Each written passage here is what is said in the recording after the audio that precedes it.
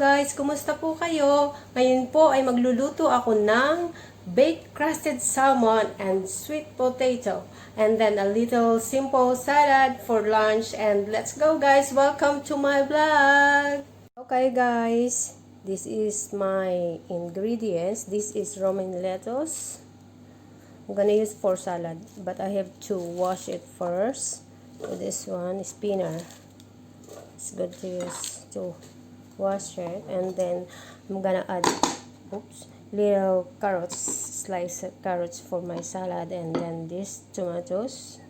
I'm gonna chop this for my salad, and then I have this for salmon. This is butter, and this is breadcrumbs. It's like 2 tablespoons of breadcrumbs, because my salmon is just 170 grams, good enough for me, just for me. And then I have this sweet potato. I've cut it into small chunks, and then I'm gonna put some seasoning in it, like olive oil, salt and pepper, paprika, or cayenne pepper to have a little kick. Okay, let's start. Okay, I'm gonna put some black pepper, season the salmon first, salt, just little, and then just spoil it, and then mix the breadcrumbs and butter. You have to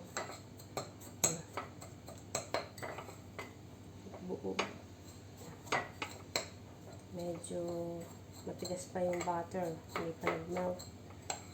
Kung i-melt mo naman sa microwave, pangit, basang-basa. Kailangan mag-mix siya ng maayos.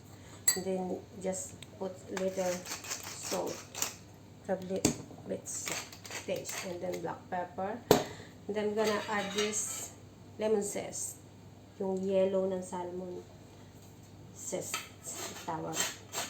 Let's pour a little. Oh, sorry. Okay, just like that. I don't want too much zest. Okay, mix it in there and mash it. Make sure all the butter was incorporated with the breadcrumbs. And then, you know what, this crusted salmon is one of my most favorite. You have to bake this like for 10 to 15 minutes, depends on the size of the salmon and the temperature of your oven. If like, but I already preheat the oven for 220 degrees, so maybe 10 minutes will be enough. I'm gonna add a little garlic powder and salmon to have a nice and delicious taste. And then now we can put the crust on top of the salmon like that. Oh, don't worry, my hands is always clean before I touch the food. I always wash my hands. That's my habit before cooking or touching food. Especially in now the situation is, you know, the world is suffering from the virus, so we have to be careful. Okay, just do like that. If you want to put too much, is up to you, but for me, just have little to cover the top of the salmon. Okay, this is done. You can pop it into the oven, put into oven. Pop is like expression of the Western people. Pop it. Okay, I'll put this into oven. The oven is already preheated.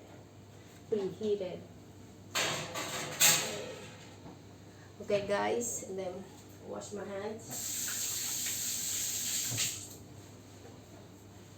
Now, let's do the sweet potato. This is olive oil. To mix it. Just to coat the sweet potato with olive oil, and then add salt, black pepper, and then this is paprika,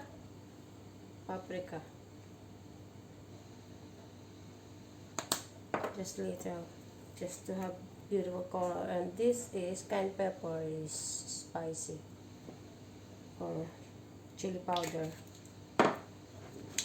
Okay. Mix it. Make sure you coat all the sweet potato with spices. And then, oh sorry, I know you're gonna tell me na mas matagal maluto ang sweet potato kasi sa salmon. Pero, I'm gonna use same temperature. Hindi pa naman ako nagmamadali, so I can wait. Even the salmon is already cooked, I can wait the sweet potato before I eat. Okay guys, something like that. See, just scrape down the oil. Okay guys, see how beautiful the color. Okay, let's put into the oven. Okay, let's go. And now,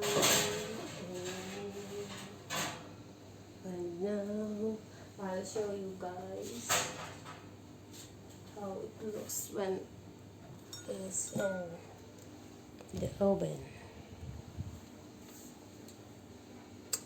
Something like that.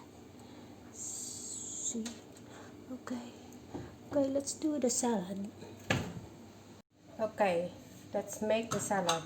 This is lettuce, romaine lettuce. I already washed it. I'm gonna spin it to remove the excess water. This is very noisy, sorry guys. But it's good to use for spinning the salad leaves to drain the water, the excess water. And then didn't stop. Okay, I'm gonna put this into the bowl. Oh guys, kung gusto niyo kumain ng salad, hindi naman kailangan na fancy. Kung ano yung available na gulay na pwedeng mix, like cucumber, red onion, kung ano yung pwede nyo, kung gusto nyo haluin, ihalo, sorry, up to you, kasi kayo naman ang kakain, so, up to you.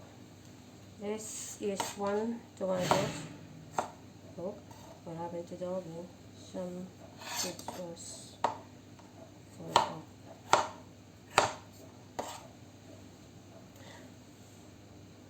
But guys, hindi ko to lalagyan ng red onion kasi ayoko kung ng red onion na hilaw. Pero sa western salad, sabi meron nun, hindi pwedeng mawala. Eh, hindi naman ako western. Feeling ko ang baho sa bunganga. Masyado. Wala namang hahalip. Basta hindi ako comfortable kumain ng red onion. So, I'm gonna cut this into slice of julienne. We call this julienne slice.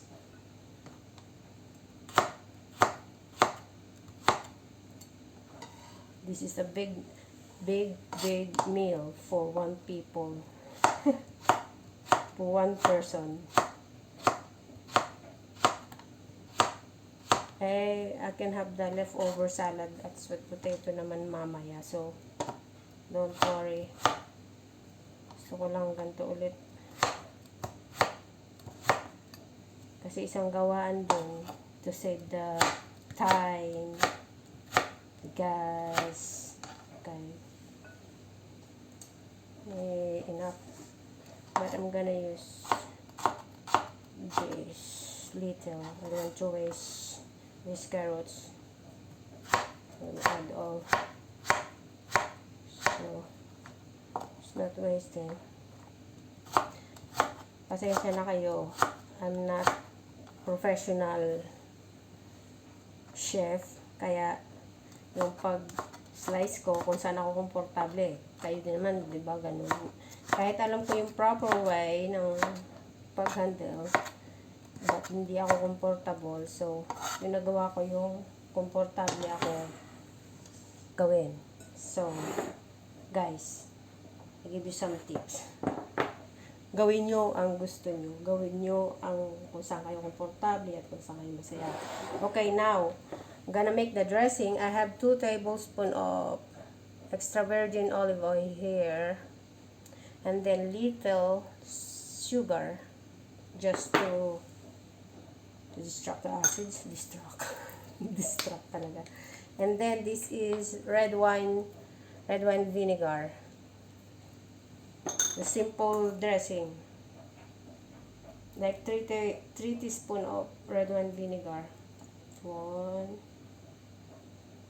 2, 3. Okay, enough. And then, I'm gonna put some black pepper.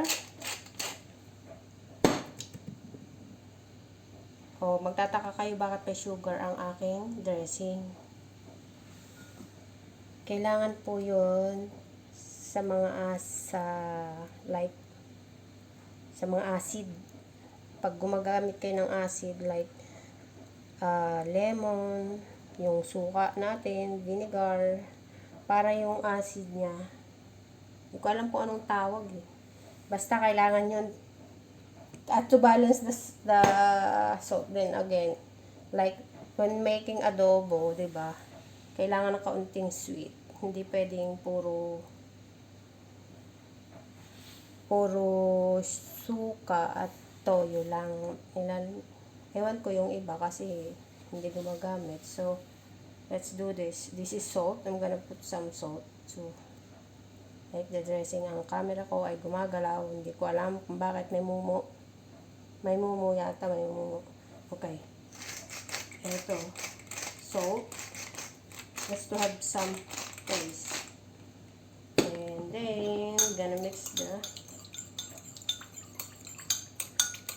oops. This looks like how it looks like. Hindi ko alam kung kita nyo. This is the dressing. You have to mix it until the sugar and salt was dissolved. Okay. And then,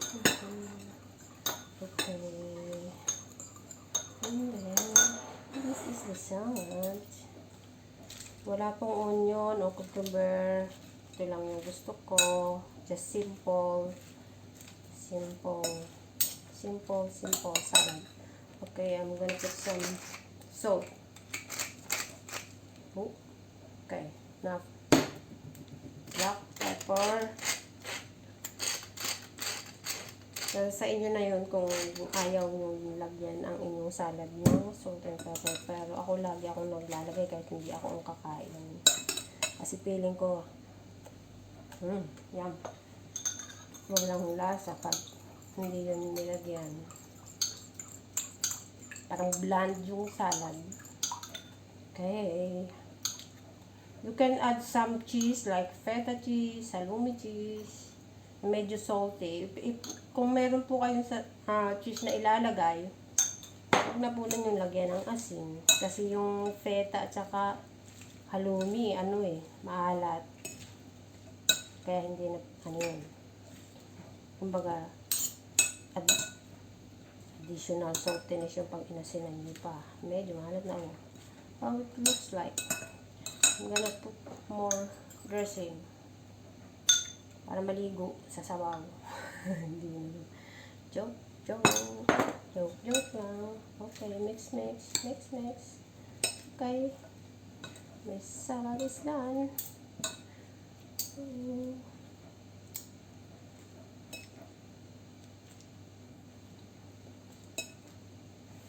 Okay. Look at my salad. It looks like colorful, fresh, and crunchy. How beautiful the salad is. Okay, guys. I'm gonna check the salmon and potato. I think the salmon is done. See? Oh wow, beautiful crusted brown. This is done. I need you some tips how. Hindi ko chinecheck ang salmon pero tingin ko luto na siya. You know why? I tell you something. So you have idea. This is the salmon. A beautiful brown crusted crunch is toasted. See? You see the white juice coming out? Kung nakikita nyo yan, pag nagluluto kayo ng salmon, it means luto na siya. Kasi pag hinintay nyo na tuyo yung juice na yan na lumabas or mag-white na yung lumalabas, hindi na yun masarap. Kasi yung lumalabas oil na, hindi na yung juice. Kumbaga, na-dry na siya. Yung loob niya is parang buhaghag na kasi na-dry na. Pero pag ganito yung pagkakaluto nyo, masarap. Kasi pag flaky social. Parang pag in-slice nyo, yung inanuhan yung tinidor, yung bawat hibla ng isda, makukuha nyo, kumbaga, kahit hindi nyo hilahin o slice ng kutsilyo, talagang easy siya to pull out. That's the thing to check the salmon. You don't need to tusok-tusok inside to check the salmon if the salmon is cooked. Okay, this is done. I think the sweet potato is done. Oh wow, look at that. Okay, we're gonna turn off the oven. It's done already. Just wanna get the gloves to take out the sweet potato. Okay. Okay, this is done. Wow. Look at that.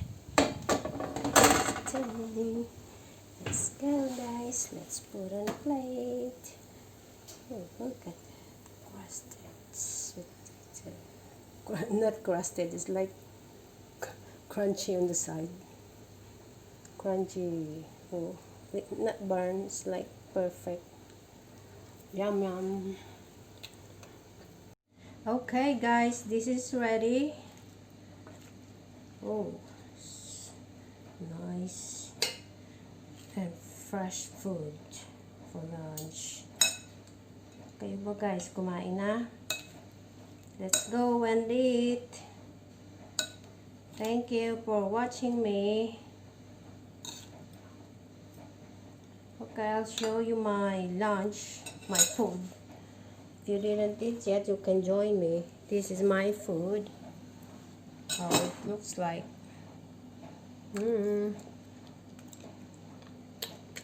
Perfect.